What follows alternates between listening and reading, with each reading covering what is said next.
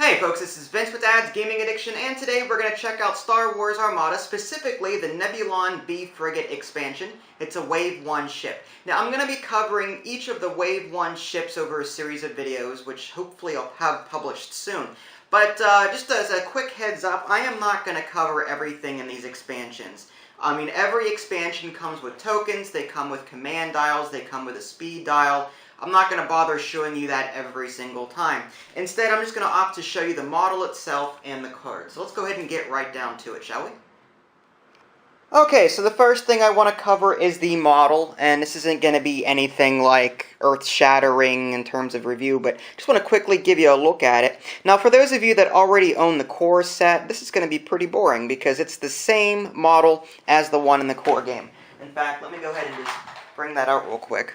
Like, it's not a different color or anything like that. It's the exact same model as found in the core game. So this is just to, add an extra Nebulon-B Frigate to your fleet. There's like no special bells and whistles with this. Speaking of, no special bells and whistles, the cards themselves, the ship cards, again, the same as the core set. Let's go ahead and focus in on that. So you've got the Nebulon-B Frigate escort, and then you've got the Nebulon-B support refit. So again, same as the core set. And just to quickly go over this, you've got some different icons here, defense tokens. You've got hull value here, anti-fighter defense. You've got 2 blue die there. You've got 2 command, 2 squadron, 3 engineering. You've got almost red dice all around, except on the sides. You've got some blue dice there. And then it can go up to speed 3, and it can tick 3 times there. So, yeah, like I said, if you already own the core set, then this is going to be pretty boring for you. It's the same exact ships that you'll find in the core set.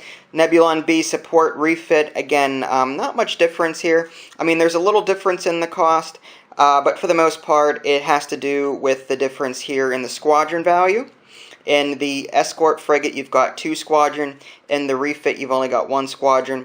The number of anti-fighter dice are different. The escort frigate has a little bit more at 2 as opposed to 1. Hull values are the same.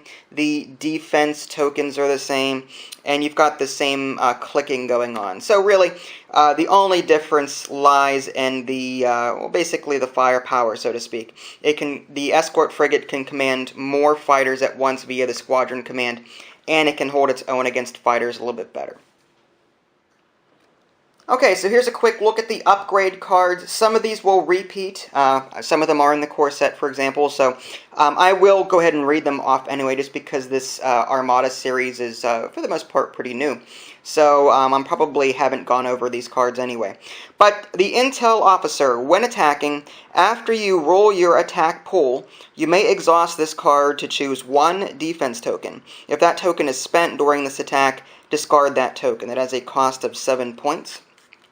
Defense Liaison, before you reveal a command, you may spend 1 command token to change that command to a, looks like Navigate. I have my glasses on, but it's still hard to see. Navigate or Engineering command. There we go. That has an upgrade cost of 3.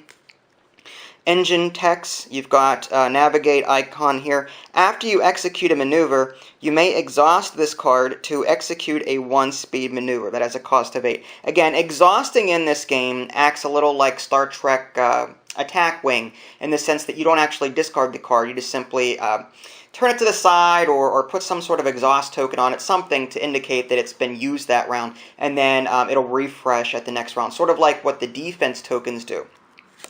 Engineering Team, it's an engineering icon here. Gain 1 additional engineering point that has a cost of 5. You've got the XI-7 turbo lasers.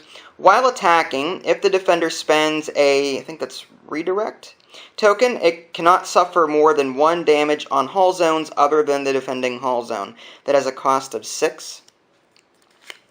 Enhanced Armament Modification. The battery armaments for your left and right hull zones are increased by 1 red die. I think that this is in the core set. I think I remember that. That has a cost of 10. Yavaris, which is a title. Again, it's hard for me to see that. Squadron, there we go. Squadron. Each squadron you activate can attack twice if it does not move. That has a cost of 5. And you've got the Salvation. While attacking a ship from your front hull zone, your crit icons count as 2 damage instead of 1. So it adds a little bit more firepower to the Nebulon-B Frigate, which is nice. That has a cost of 7 points. Alright, so there you have it, a quick look at the Nebulon-B Frigate expansion. Personally, I like the Nebulon-B Frigate. It's a good all-around ship. It's not as powerful as a Star Destroyer, obviously, but as far as Rebel ships go, I mean, this one does pack a moderate punch, and it can sort of command extra squadrons to boot, especially the Nebulon-B Escort Frigate. The support refit is still okay, but, you know, for that extra firepower, for the extra squadron points, you'll want the Escort Frigate. And again, I have no problem with the frigates themselves. I think they're a good all-around Rebel ship. And you really don't have a lot of choice at this point. The Calamari cruisers aren't out yet. I think that they're going to be coming in Wave 2. At least Home 1 will be. I don't know off the top of my head what other ships are going to be in that wave. But this is sort of like a moderate-sized ship that if you don't have the Assault Frigate Mark II on your team, then, you know, this would be the next step, I want to say up, but it's the next step down, I guess. But anyway, yeah, this is the Escort Frigate expansion. Be on the lookout for more videos. If you haven't already, subscribe to my YouTube channel. That way you can keep up to date with any new content I happen to publish. This is Vince, thanks for watching, and I'll catch you next time.